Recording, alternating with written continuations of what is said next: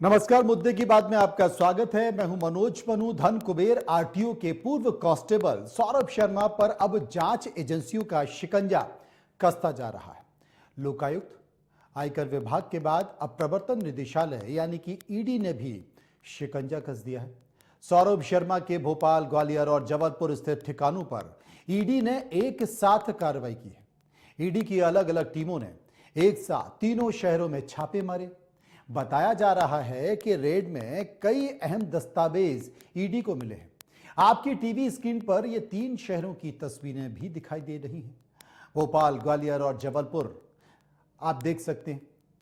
भोपाल की अगर चर्चा करें तो ईडी की टीम सुबह करीब 5 बजे भोपाल में अरेरा कॉलोनी E7 स्थित मकान नंबर 78 और 657 समेत 1100 क्वार्टर स्थित जयपुरिया स्कूल के दफ्तर में दबिश देने पहुंची। ईडी के अधिकारी दीवारों और फर्श पर मेटल डिटेक्टर और दूसरी आधुनिक उपकरण के साथ कार्रवाई के लिए पहुंचे।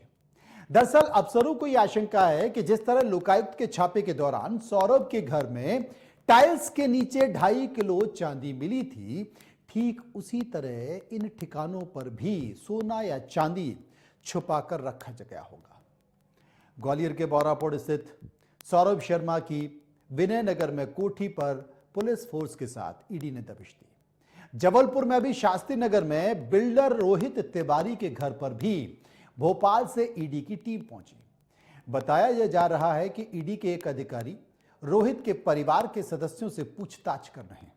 रोहित तिवारी सौरभ शर्मा का जीजा है, जो सौरभ के कारोबार में साझेदार है। उधर परिवहन विभाग के पूर्व कांस्टेबल सौरभ शर्मा के ठिकानों पर छापे के बाद उसकी मां उमा शर्मा ने यह खुलासा किया है कि जिस गाड़ी से 54 किलो सोना और 11 करोड़ रुपए नकद मिलने की बात कही जा रही है, उस गाड़ी को तो दफ्तर के सारे लोग इस्तेमाल करते थे। बड़ा आरोप। हालांकि उमा शर्मा ने यह नहीं खुलासा किया है कि वो लोग कौन हैं। आज हम अपने इस प्रोग्राम में सौरभ शर्मा के कुछ और कनेक्शन की चर्चा करेंगे, लेकिन उसके पहले मैं आपको एक गाड़ी दिखाता हूं। एक सीसीटीवी फुटेज बताता हूं कि जब लोकायुक्त की टीम ने छापा मारा था, उस वक्त ये जो गाड़ी निकलती दिखाई दे रही है आपको, ये वही गाड़ी है जिसमें 52 किलो सोना रखा हुआ है, जिसकी तकरीबन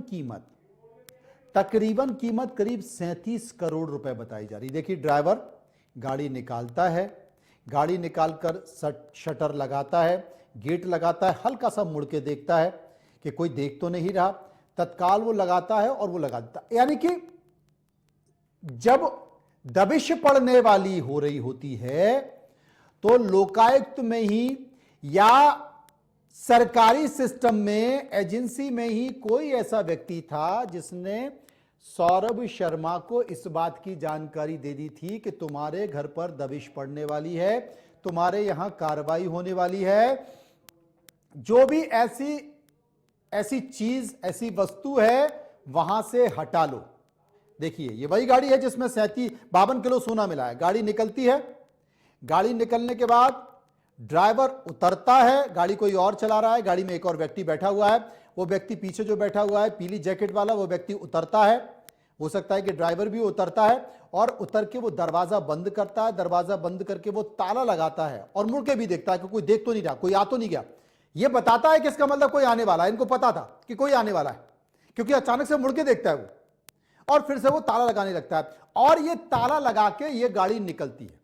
उसके बाद रेड पड़ रही होती है। अब इस गाड़ी को कहां पहुंचाया जाता है? इस गाड़ी को एक फार्म हाउस में पहुंचाया जाता है, जो कि जंगल में। उस फार्म हाउस में रख दिया जाता है और वहां पर बाहर चौकीदार खड़ा हुआ है। और ये जब गाड़ी निकल जाती है तो फिर रेड पड़ना शुरू हो जाती है। अब आप समझिए, और गाड़ी वहां फार्म हाउस में खड़ी रहती है। लेकिन इस बात की एजेंसियों को जांच थी, इस बात की एजेंसियों को भनक थी कि कोई ना कोई कार्रवाई हो रही है और कोई ना कोई बड़ी चीज है। और उसके बाद इस गाड़ी की सूचना फिर लोकायुक्त को भी लग जाती है, फिर इनकम टैक्स को सूचना दी जाती है, उस गाड़ी के पास पहुंचा जाता है, पता चला कि उसमें 52 किलो सोना था। अब जब यह गाड़ी है जिसमें 52 किलो सोना था, तो इस गाड़ी के बारे में सौरभ शर्मा की जो माताजी हैं उन्होंने एक स्टेटमेंट दिया। वो क्या स्टेटमेंट देती हैं? वो कहती है कि इस गाड़ी का इस्तेमाल तो लोकायुक्त के छापे के बाद उन्होंने एक खुलासा किया है कि इस गाड़ी का इस्तेमाल, जिसमें 54 किलो सोना पकड़ा गया, 11 करोड़ कैश की बात आ रही है, सारे लोग, परिवहन विभाग के सारे लोग इस गाड़ी का इस्तेमाल करते थे। जो लोग सौरभ से मिलते जुलते थे, जिनके साथ सौरभ का उठना बैठना था, वो सभी लोग इस गाड़ी का इस्तेमाल करते थे। मैं तो कहता हूं, मैं ये मांग करता हूं कि इस कार्रवाई के बाद अब जो परिवहन विभाग के भी बड़े अधिकारी हैं, क्योंकि जो एक और जानकारी मेरे पास आ रही है, वो जानकारी ये है, मैं आपको बता देता हूं कि जो कैंप ऑफिस है, परिवहन विभाग का जो कैंप ऑफिस है भोपाल में, उस कैंप ऑफिस की और परिवहन विभाग की दूरी कितनी है? परिवहन विभाग का जो केंद्र है उसकी दूरी कितनी है, मैं आपको बता दूं।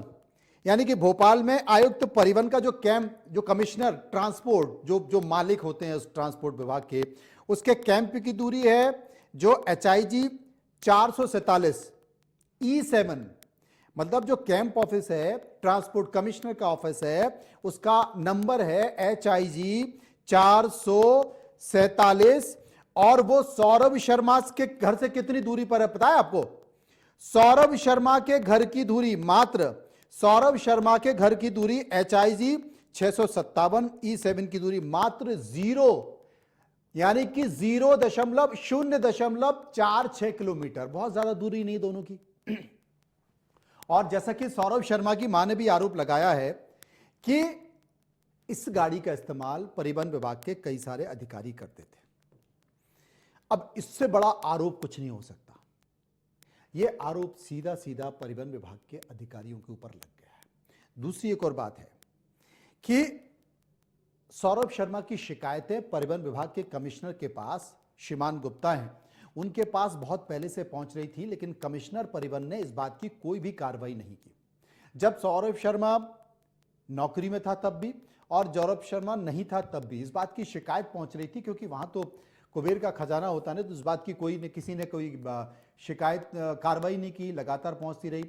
अब चूंकि ईडी ने उनके जीजा रोहित तिवारी, जो कि जबलपुर में हैं, और ईडी ने ग्वालियर में विनयनगर में जो कोठी है वहां पर छापेमारी की है, भोपाल में भी छापेमारी की है। हालांकि मैं आपको बता दूं, देर हो चुकी है, क्योंकि लोकायुक्त ने छापेमारी की, लोकायुक्त ने कार्रवाई की, उसके बाद कई दिन गुजर गए, और लोकायुक्त ने भी, या लोकल एजेंसी ने भी, और इनकम टैक्स ने भी, जो बाकी के उसके ठिकाने हैं सौरभ के, ग्वालियर में विनयनगर है, या उनके जीजा हैं, और भोपाल, रायपुर में जो उनके भाई हैं जिन्होंने कि भी झूठा एफिडेविट दिया है, उनके यहां पर उसी समय अगर रेड पड़ जाती तो शायद बहुत सारी चीजें मिलती, लेकिन कई दिन हो गए, और जब इस तरह की चीजें होती हैं तो आदमी बहुत सारी चीजों को बचाने के लिए अपने उनके पास जो भी रखा होगा वो लगातार इधर उधर कर दिया गया होगा।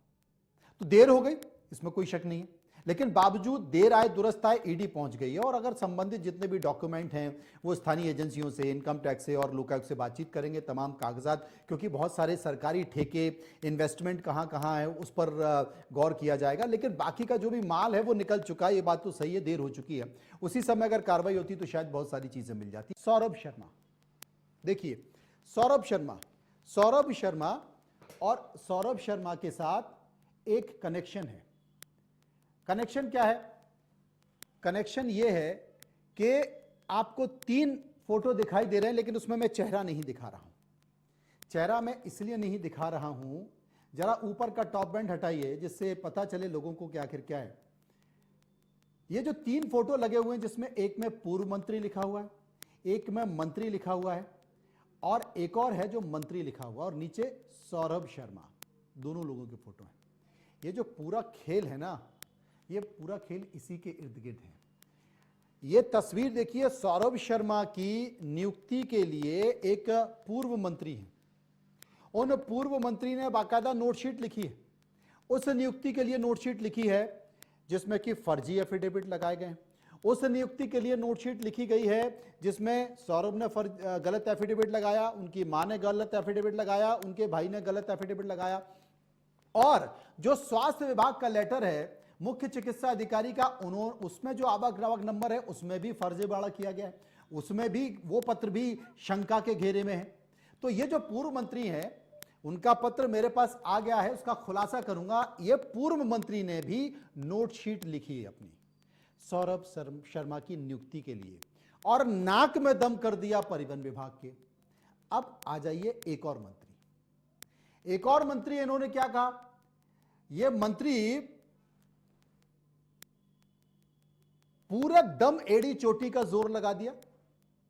ये जो मंत्री दूसरे नंबर के हैं, इन्होंने परिवहन विभाग के अधिकारियों को अपशब्द तक का प्रयोग किया। किसके लिए? सौरभ शर्मा की अनुकंपा नियुक्ति के लिए। स्वास्थ्य विभाग में नहीं, परिवहन विभाग में। मतलब परिवहन विभाग के बड़े पदों पर बैठे अधिकारियों को अपशब्द तक का प्रयोग किया कि आप इसकी नियुक्ति, सौरभ की नियुक्ति परिवहन में क्यों नहीं कर रहे हैं आप। उनका भी मैं खुलासा करूंगा। और तीसरे एक और मंत्री हैं, उन्होंने क्या किया? उन्होंने सौरभ शर्मा को एक नई कला के साथ इंट्रोड्यूस किया। नई कला क्या थी?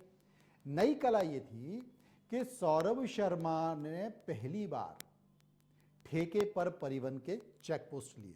23 चेक पोस्ट थे इसके पास। कितने चेक पोस्ट? 23 चेक पोस्ट थे। और इन 23 चेक पोस्ट में, चाहे वो चेक पोस्ट का प्रमुख आदमी हो, यानी कि ITI हो, जिसे 3 स्टार कहते हैं, 2 फूल वाला हो, 1 फूल वाला हो, हवलदार हो, सिपाही हो, आपका महीना फिक्स है। इसके अलावा आपको कुछ नहीं मिलेगा। इसके ऊपर की व्यवस्था पूरी मेरी। तो ये तीसरे वाले मंत्री हैं, उनके यहां बैठ के ये डील हो गई। तो अकेले 23 बैरियर तो सौरभ शर्मा हैंडल करता था, बाकी के लोग भी करते थे। उनका खुलासा अलग करूंगा। ये जो सौरभ शर्मा की नियुक्ति से लेकर एक पूर्व मंत्री, एक मंत्री और ये 2 मंत्री, ये पूरे भी जिम्मेदार हैं। सौरभ शर्मा की इस काली दुनिया के जिम्मेदार हैं। इन सब की जानकारी मेरे पास है, पेपर के साथ खुलासा करूंगा।